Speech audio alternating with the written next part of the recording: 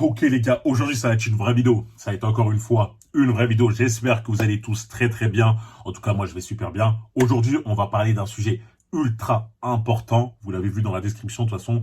On va parler de la santé mentale. Et qu'est-ce que c'est la santé mentale?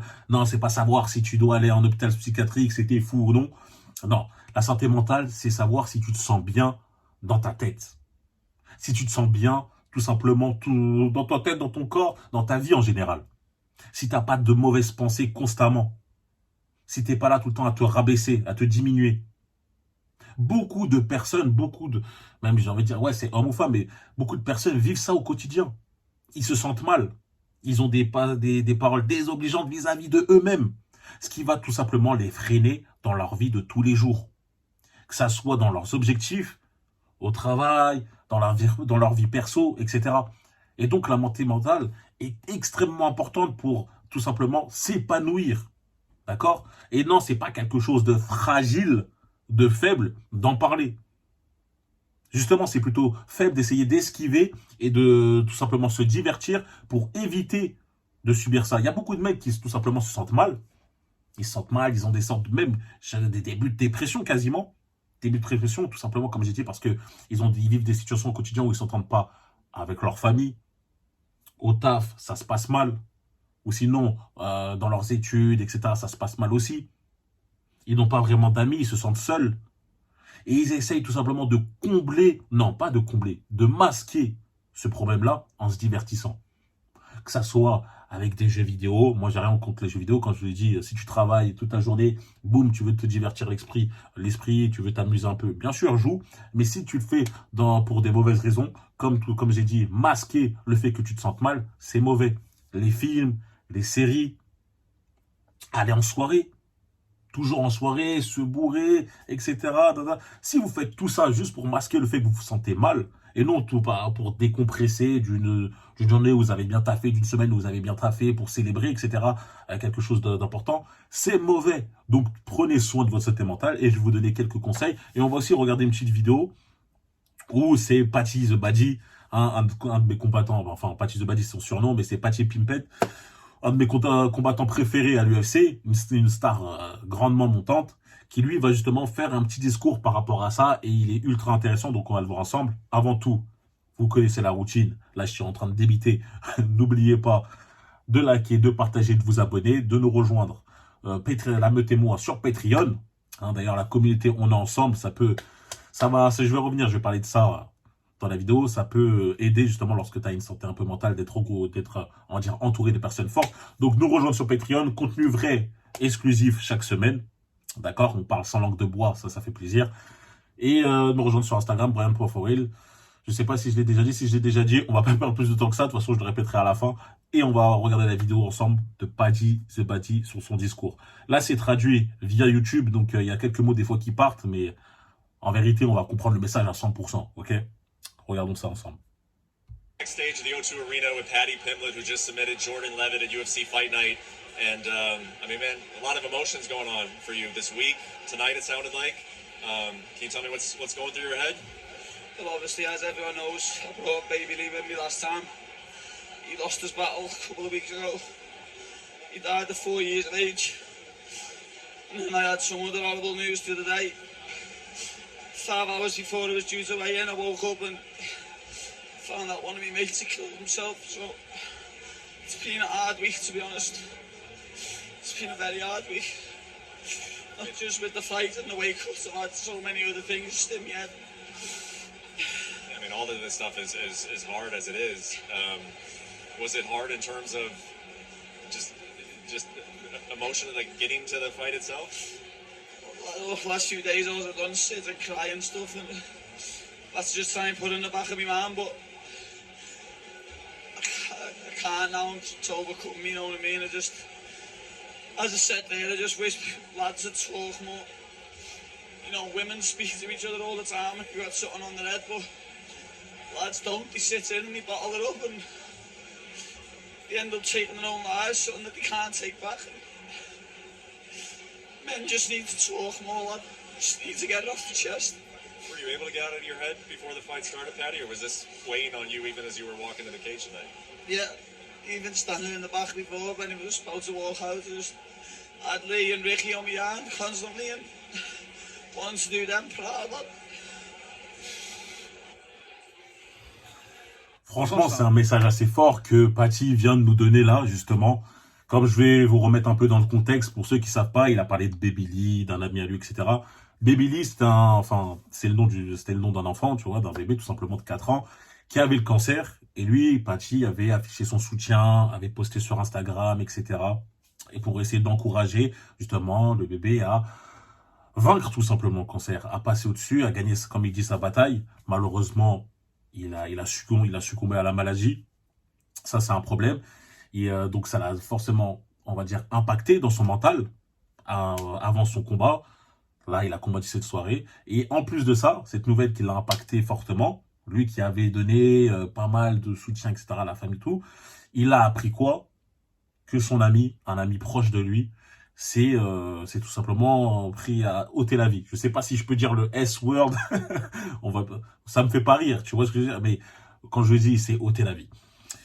Du coup, voilà, il a eu ces deux grosses nouvelles-là avant son combat. Il a réussi malgré tout à surpasser ses émotions et à être concentré, focus pour gagner.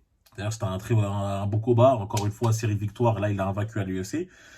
Et il a mis un peu, ça lui a permis en fait de pouvoir s'exprimer là-dessus en disant qu'il voudrait que les hommes, tout simplement, s'expriment plus. Et c'est vrai, beaucoup d'hommes gardent leur mal-être en eux. N'essayez pas d'en parler à travers les autres alors que ça pourrait tout simplement leur sauver la vie. Il y a des mecs, des fois, ils vont à l'extrême. Heureusement, là, je pense que pour la majorité des personnes, c'est juste un mal-être qui va, entre guillemets, vous pourrir la vie, mais pas au point d'aller jusqu'à aller au point de non-retour. Pas aller jusqu'au point de non-retour.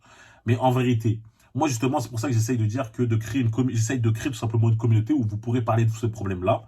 Et c'est ultra important pour vous-même.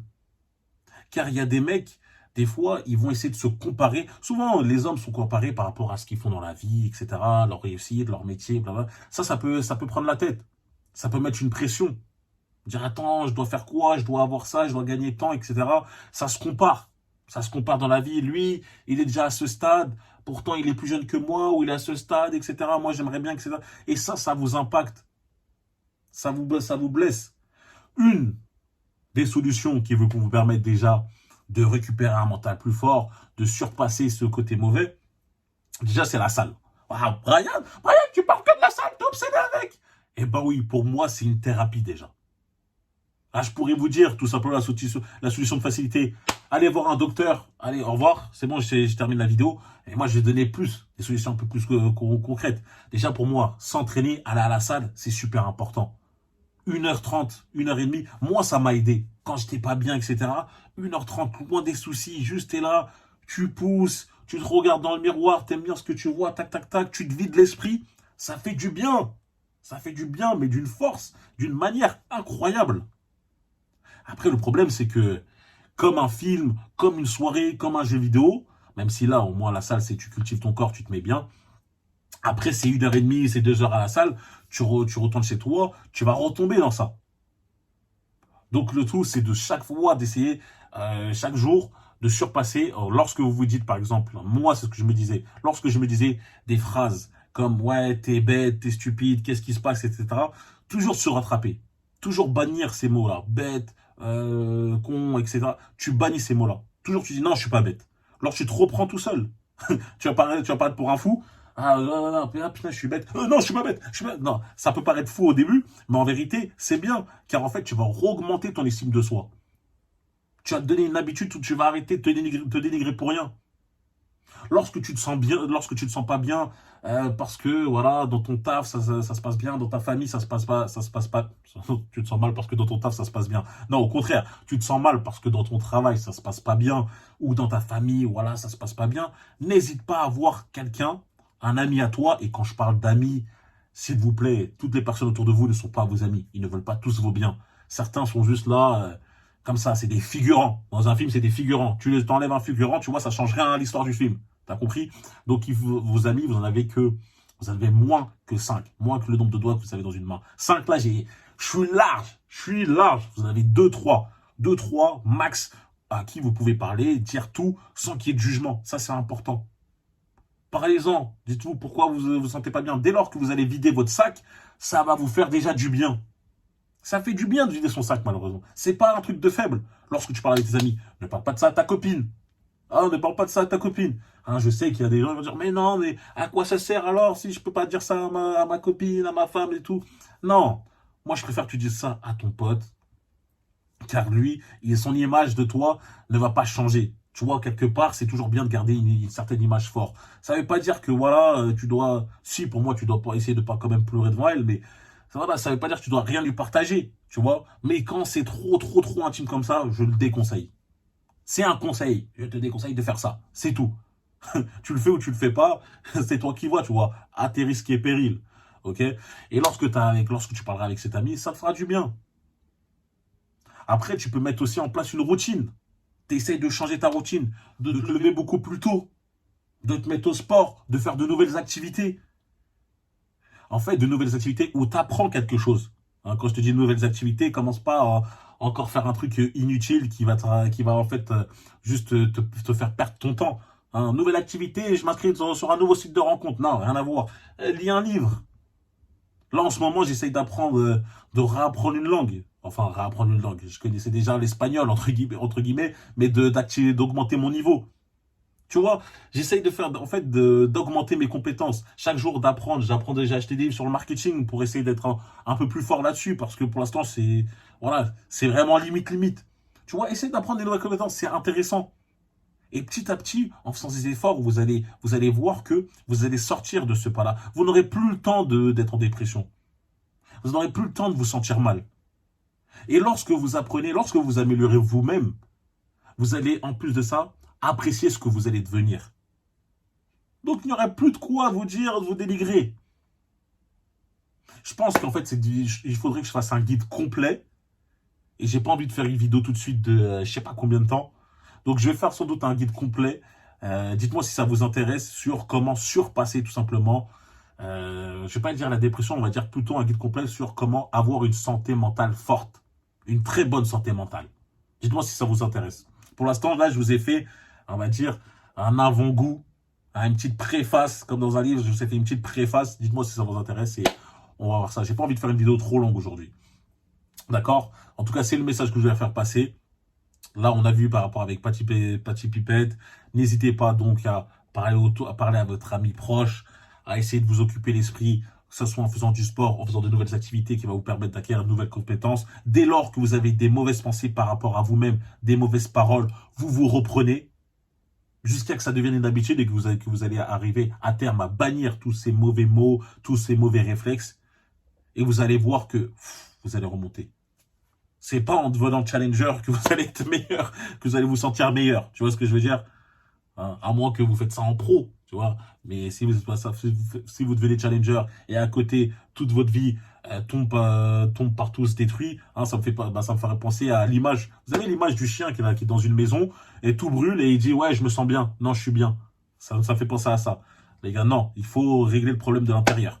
Merci d'avoir écouté la vidéo jusqu'à la fin. On se retrouve très vite. N'oubliez pas de vous abonner, de liker, de partager, de nous rejoindre sur Patreon, la meute et moi, la communauté ensemble. Un Discord qui va vous permettre aussi de pouvoir parler de vos problèmes et tout, de pouvoir tout simplement avoir de l'entraide. Et aussi de me rejoindre sur Instagram, Brian.Foril. Ok? Allez, peace les frères.